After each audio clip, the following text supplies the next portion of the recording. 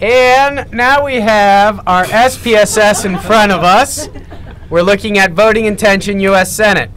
So you will take your raw data. And we don't need this anymore. And where's my raw data? Here it is. Remember, the first thing to do is copy all of your data and put it into a new sheet. So when you screw up, you can revert back to the ones that are correct. So the first thing you do in your analysis. Where do we get the data? Wait, where's the data? It's in your 8-day public. It's called CC303 sample. Did you guys find it? Yeah. I'm on the clock here. Okay. So the first thing I like to do is I like to take all of my data.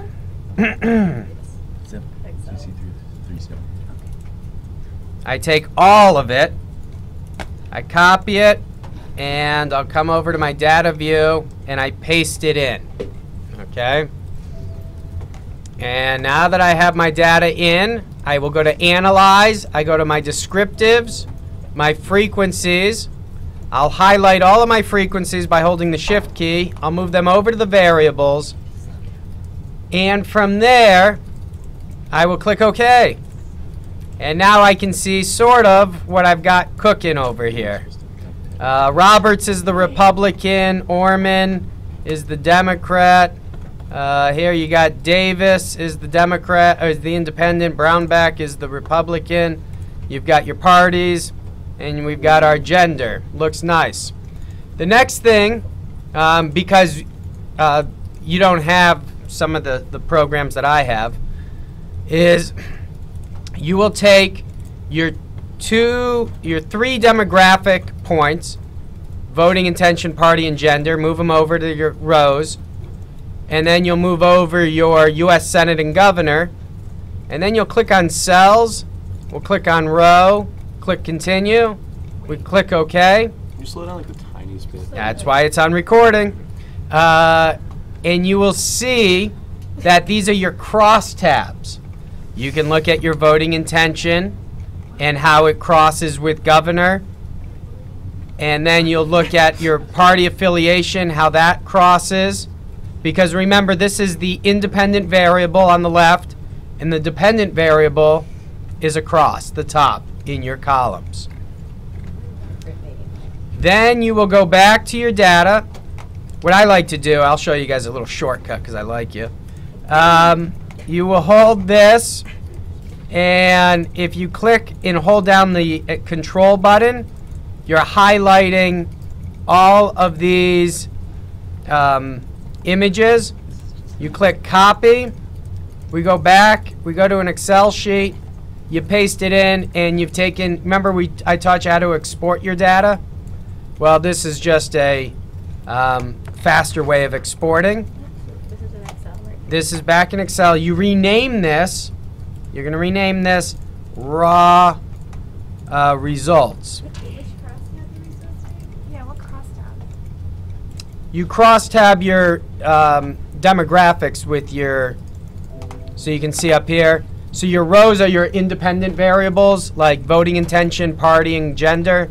And then your crosstabs would be, the dependent variables would be the two ballot questions that we're looking at. Okay. So you do that. That's all nice. Now we take our data again, and because we're going to manipulate it, we're going to put it on a fresh sheet. And this time we're going to sort, and if a quick sort is, so if you don't want to have to go through these progressions and click on voting, you can do this. Or if you sort by Z to A, you don't lose that header row. Remember the other day, if you sort this way, you might lose that header row. You can keep your header row in. And then, these are all people. Now I want to know how my likely voters, that's what I care about right now, my likely voters sit. So I will highlight all of my data with that have, or I'll eliminate all of my non-likelies. So I sorted by likely voter, and as you can see, there's not that many. Usually there's a self-selection method because if you're going to enter the survey and you know it's political, you're probably more likely to be a likely voter. So now I'll take all of this data and do the exact same thing in SPSS. I'll highlight this column and delete all of that. Then I will paste in my new data. I go to Analyze, Frequency. I click OK. Then I'll go to Analyze, Descriptives, Crosstabs, and click OK because it's all the same. Now I get to compare the difference between the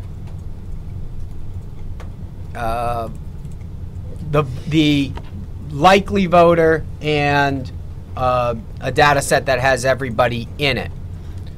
The next thing to do is to hit your quota samples. I'll come back and answer all your questions. So now to hit your quota samples, what I do is I only keep people that completed the entire survey. So at this point, you should have 478 people, even though it says 479 class. Why is it 478? Thank you. And I will take this data, I copy it, I go back into Excel, we highlight it all, click OK, and I paste that in. This time, I will run a different set of crosstabs. I need to know my party and gender, so it's pretty easy. But I'll put my party as the row, my gender my gender as the column. Later on, we'll talk about adjusting for multiple parameters, but today we're only got 2. Took it easy on you. Gender and party. So we will go to our row here, and we can take a look to see what we got. So we paste it in, and I say, hey, I need overall independents make up 34% of my sample. And just an eyeball test, what's the lowest demographic that I have for party affiliation? Independent. Independent. So I'm going to use them as my key.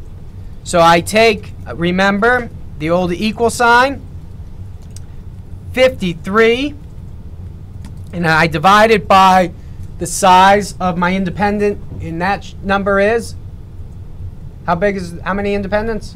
470. What's the percentage? 34. 34. So I divide 53 by 0.34. My sample size overall should be 156. Are you with me? Not at all, but I'm writing it down. Surprisingly, That's why it's videotaped. So we have 156 people because we know that we just have a small group of independents. So even though we have all of these Democrats and Republicans, we really, in order to have a quota sample, post-stratification, you start with your low number. So what you'll notice here is that for gender, within the Democrats needs to be 52-48. For Republicans, that's a misprint, needs to be 52-48. And for independents, it's 50-50. 26-27, we'll just leave that as is. So now I say, well, how many do I need in these sets? So I know that my data is 156 people. So now I'll do equal 156. How many Democrats do I need? 23%. So now I multiply 156 by 0.23, and I get 36. Remember, we're in Kansas. It ain't Massachusetts anymore. So Massachusetts is the complete opposite. Republicans. How many Republicans do I need? 43. So I do 156 times 0.43. And I need 67 Republicans. Independents, we're not going to touch. I made it easy. So now you say, well, how many males and females do I need? Well, out of that, we'll just call these males and females. So out of that 36, I need 0.48 times that number. And Times what number? times the subset, times the 35.88. And here it'll be 0.52 times this number. And then you can just copy these formulas. And so we know that we need to eliminate some Democrats and Republicans, right? So now this is why you have paper and a pen. It still works to this day. So out of the Democrat males, I need to eliminate 38. Minus 38 Democratic males. Does that make sense? Because 38 plus 17 is what? And that's how many we have. Out of the Democratic females, we got to get rid of a lot of them. How many? 81. Thank you. Then we get to our, and does that make sense to you guys? No. Honestly, no, but it's okay. Well, we need 19. We have 100. We subtract that 19 from 100, and that gives us, Sam, 81. Good job. Now we get to the Republicans. And you say, well, how many do we need? Well, I need 67, but I got 270. Too many Republicans. So, we need to take out a lot of Republicans. I need 32 of them. There's 115. How many do I need to remove of the Republican males? 83. Good answer. Did we all see that? And on the female side, I have 155 Republican females. It's probably triple the number from Emerson College. And I have 35. I only need 35. It's easy math. What do we got, Doolittle? 120. That's correct. So now I go back to my data set. And I will do my sorting by looking at gender. And then I will add a level. And the level is party. And I will add one more level because I use a last in, first out methodology. Clara's methodology might be on a random basis. But I will let you as the researcher decide your own. I can only tell you the way I've been taught. So, I will go down to dial. Well, it looks like I took out that column, so we'll do it on a random basis. And we'll rotate them through on the subset list. Where's my voting? Dial, we'll go with, that sounds fine. So now I go in and I say, all right, here are my Democrats. My Democrat females, right? What was the third level again? You actually don't need to use it here because I had taken out that data set for you, so don't worry. In fact, I'll take it out so you don't need to worry about it. Sometimes you use, I wanted to keep the data as simple as possible for this assignment. So I look at my Democrats. These are the ones are Democrats and females. I've got 100 of them. How many do I need to take out? 81.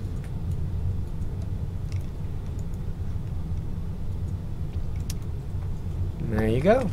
And now I got to take out my Democratic males.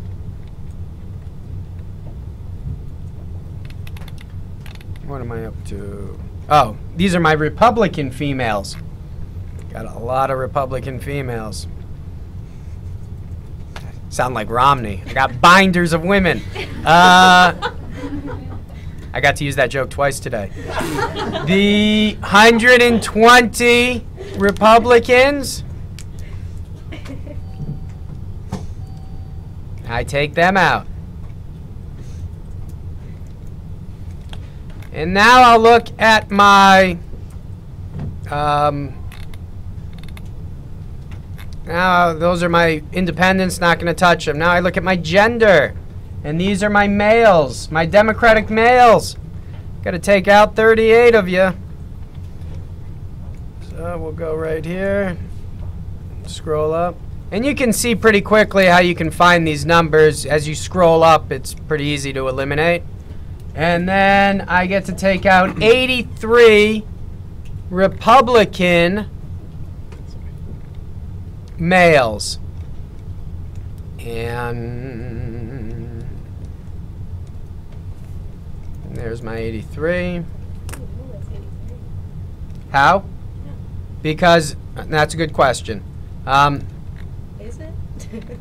Well, I didn't realize you couldn't see it where you're sitting. So as I scroll up, you see up here how it tells me? I'm at row 10, 11, 12.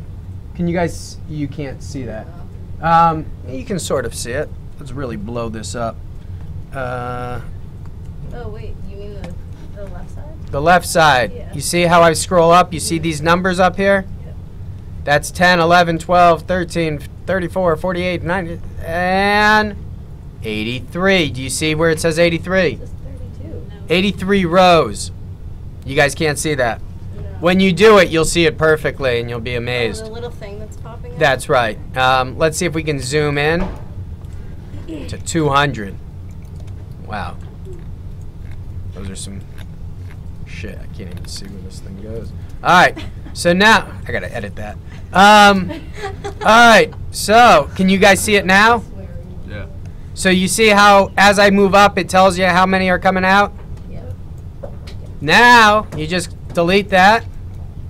I got to move this back down to normal size. And I've got my sample. I take it. I copy. I go back to my SPSS. We highlight this. We delete that. We paste this in. We analyze. We go to our descriptives, our frequencies. And what do we have here? Party. 23% Democrat. We're right. 43% Republican. 34% Independent. Looking pretty good. Gender, 52-48, which is right, but you always want to take a look inside, so you could always look at your crosstab again, the one that we've already run. And we'll go with our percentages. So when you go to your crosstabs, if you click on cells, there's something called percentages. You click on row. You only click on row. Hopefully you'll listen. But some of you I know are in college. You'll try to experiment. You'll see. And now we can take a look that we pretty much hit our numbers the way we want to, and that now we have a representative sample. So you can take your data at this point, and you can either paste it in like the way I was doing, or I can just save it here into my documents, click save. No, I don't want to replace anything. We're in 302 today. You scroll that open.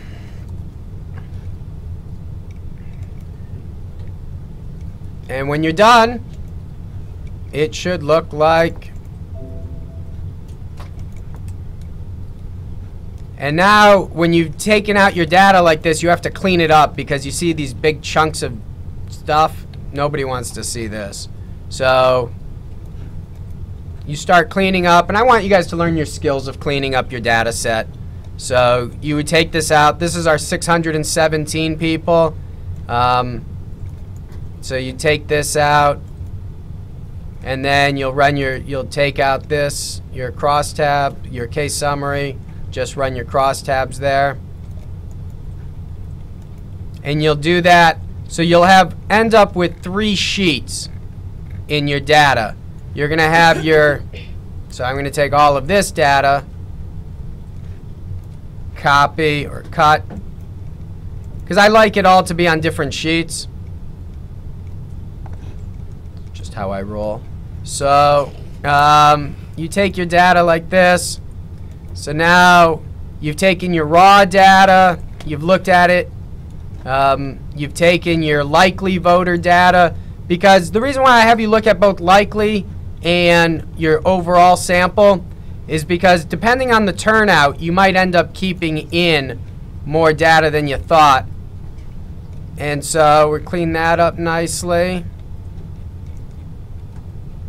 And we'll cut this out. You don't need that.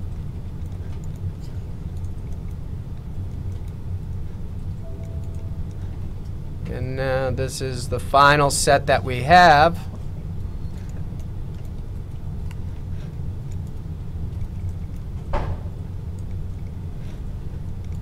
So what should be in each sheet? So in each sheet, it should look like this. So we want one sheet with the raw data, one sheet after we get rid of likely voters, and then one sheet after we post-stratify the sample? You got it. And when it's done,